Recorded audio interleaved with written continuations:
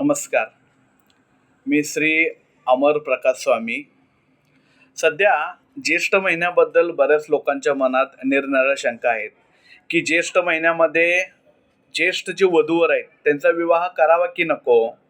तर यासंबंधी दाते पंचांगमध्ये खुलासा केलेला आहे की जर मुलगा ज्येष्ठ आहे, मुलगीसुद्धा ज्येष्ठ आहे आणि महिना ज्येष्ठ आहे, हा त्रिज्येष्ठ योग होतोय, म्हणून ह्याच्यामध्ये विवाह करू नये. पण जर सूर्य कृत्तिका नक्षत्र सोडून रोहिणी नक्षत्रात म्हणजे पुढे गेला असेल तर ज्येष्ठ महिन्याचा कोणताही दोष मानू नये हे दाते पंचांगमध्ये दिलेलं आहे.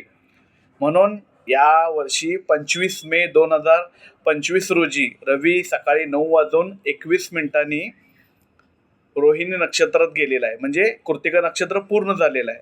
त्यामुळे पूर्ण ज्येष्ठ मासामध्ये जरी मुलगा ज्येष्ठ व मुलगी ज्येष्ठ म्हणजे वधूवर ज्येष्ठ असतील तर त्यांचा विवाह करायला काही हरकत नाही. धन्यवाद.